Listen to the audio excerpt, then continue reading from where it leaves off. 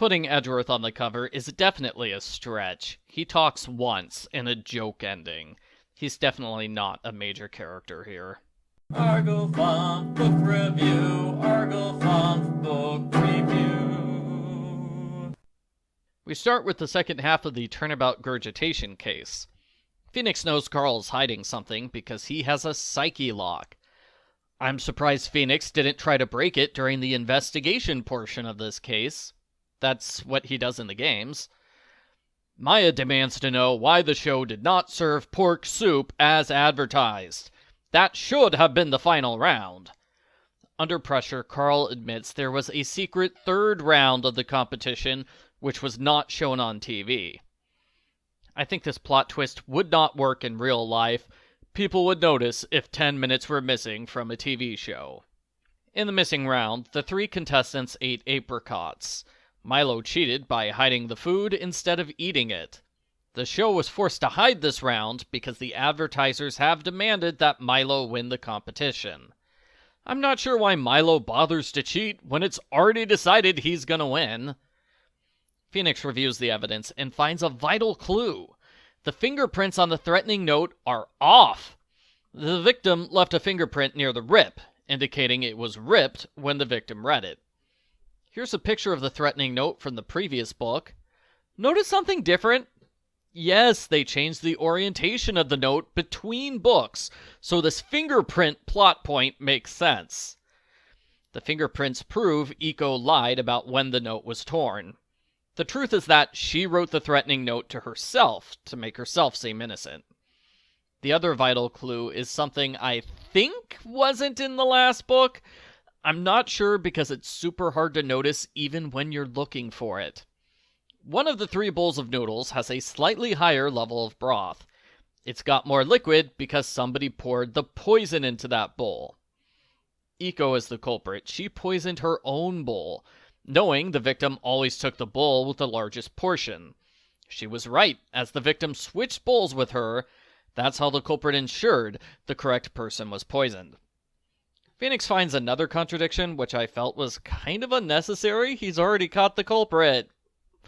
He correctly deduces Iko would have recycled the bottle of poison instead of throwing it away carelessly.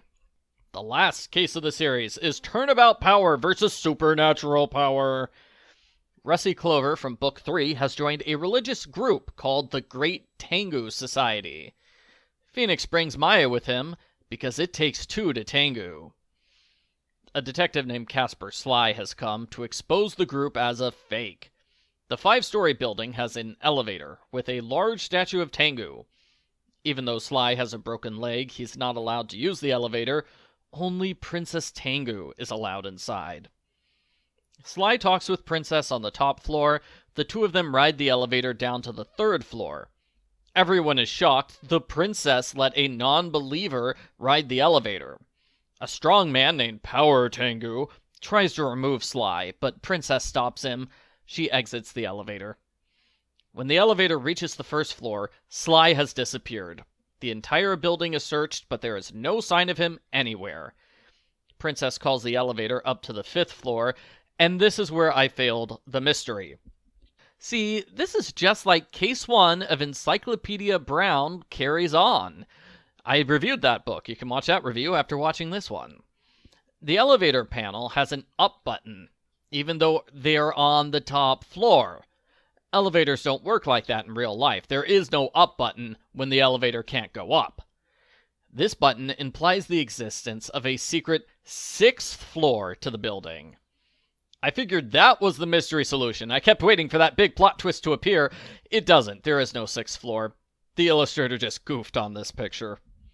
The 2 elevator buttons are different colors. Maybe that was supposed to imply the top button doesn't work.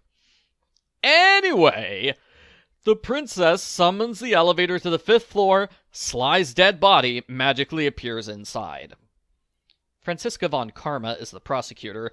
She accuses Rusty of being the killer. Phoenix disproves the possibility that the victim's body was hidden in a hollow space beneath the statue. Franziska claims the body was hidden above the elevator.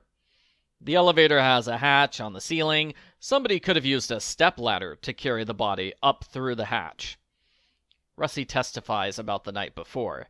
She snuck into the elevator and hid under the statue for a while. When she came out, she saw Tengu flying up into the air. I am simplifying this explanation. Like several other Phoenix Wright defendants, Russie lies about what happened. She doesn't want people to know she used the forbidden elevator. Phoenix knows Tengu isn't real. What Russie saw was a life-size doll being suspended in the elevator shaft with fishing line. It stayed in place the whole time. As the elevator went down, it looked like Tengu flew up through the hatch. Phoenix realizes this was a practice run for the murder. Princess did the same trick with Sly's body. It was suspended in the perfect spot, so when the elevator was on the 3rd floor, it looked like the victim was still alive, standing in place. This gave Princess a chance to create a fake alibi.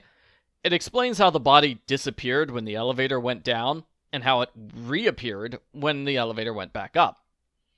Phoenix double proves his theory, because the victim didn't have his crutch. How could he stand without a crutch? Nor did the elevator's wait alarm go off when Power Tengu stepped close. Clearly, Sly was suspended from the air instead of touching the bottom of the elevator. I suspect if this was a game, Phoenix would have to triple prove his theory by explaining in detail how the victim's hat got on top of the statue. There's no need in this case, as Princess confesses to everything. The end. Post-book follow-up. I didn't like this book as much as the previous one. As I pointed out, they changed the fingerprint note for this book. The other vital clue was the broth level. As I said, I don't think that was in the previous book. It's definitely cheating when the vital clues change in between the 2 installments of a murder mystery. It's enough to upset me. Even though it's not so bad it ruins the case, I'm sure lots of readers didn't notice those minor continuity issues. The second case was fine. I think it had too many details to keep track of, and I suspect it would have made more sense if I knew anything about Tengu. Why doesn't this volume have a translation note section at the end like the other volumes do? That would have been the ideal place to explain about Tengu. On the other hand, I'm sure some readers felt the case didn't have enough details to keep track of. The characters avoid 2 of the 5 floors. In a game, Phoenix would probably visit all the floors. Franziska von Karma is just as cute as she was in the 3rd volume. I remember her being incredibly scary in the game, so it's weird to see her as the cute one. Now I'm worried the anime also makes her into a sweetheart. Also, the last book of the Edgeworth manga had a case that heavily featured an elevator in Japanese mythology. I'm not sure if that's a coincidence. The stories have the same author, and I gotta say, Edgeworth's mystery was better. Overall, it's still good if you want something that's like the games, only shorter. I wouldn't mind it if they turned this series into an actual game, or some episodes of the anime. I give Phoenix Wright Volume 5 a 6 out of 10.